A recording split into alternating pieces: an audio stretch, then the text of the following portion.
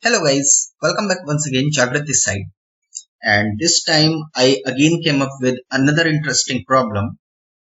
And this time we will solve again the input-output pattern problem. And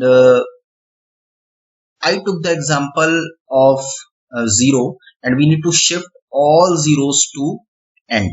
So in the previous problem, we shifted all ones to start at the start of the array, and this time we will shift all zeros to the end of the array. So in a one video I told you how to move all ones or how to move all zero at the starting of the array, and now in this video I will show you that how to move all zeros or ones to the end of the array. So concept behind is like you need to develop the concept in your mind so that whenever these types of problem comes into the picture at the time of interview, you can easily think that how can we solve either start or end type of problem in this input output related questions. Okay, so let's firstly discuss the approach, like how can we achieve this output. You can see I wrote the input and I also wrote the output in which all zeros are shifted to at the end of this array. So what will be the approach? So the approach will be like we will pick all the non-zeros, means 1, 2, 5, 8, 9, 3, 6, and we will increment the counter and we will pick all the non-zeros and put into its count index. Once I will complete this, so the counter of count will be at the place of, we can say, first zero, and from there we will apply a while loop or for loop, whatever you want to do, and we will make all the rest of the elements at 0. So this will be our approach. So for the non-zero element, we'll put in the index of count, and also we will increment the count, and once all non-zeros will be shifted, then for the rest of the element we will make it 0. So let's start this problem. So we'll make a function as usual, like public static void, and we need to make a function. So let me make a function. The function name is move all zeros to end, and of course we need to take a input array like this. Okay, let me correct this. Yep. So again the same thing, we need to find out the length.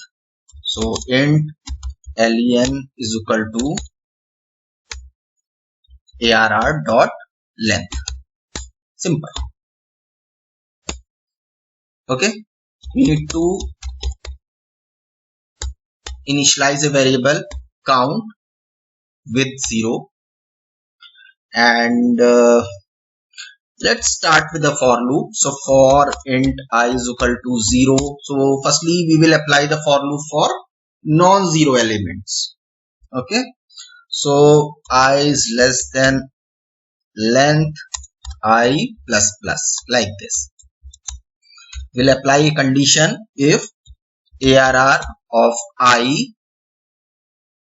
is equal to 0.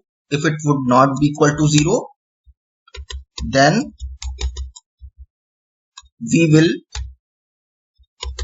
place into the count index, and that will be incremented like this. Simple. This is a very simple for loop. Okay, now once this will be done, then the counter of this count will be pointing to the first 0. So what I will do, we'll apply the count, we'll apply the while loop which starts from count and it will go towards the length. And now what we will do, rest of the array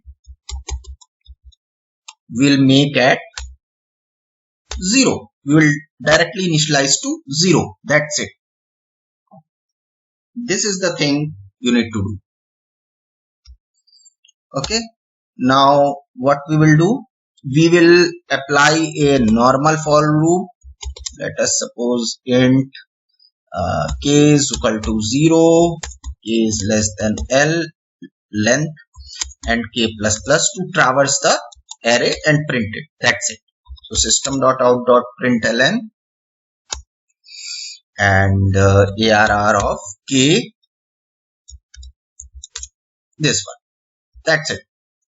So this is the concept. So this for loop is for the non-zero elements and this while loop I applied for the rest of the elements to make it as 0. That's it. So let's see like whether it is working fine or not. So let's firstly initialize the array. So int arr is equal to this, and now we need to call this function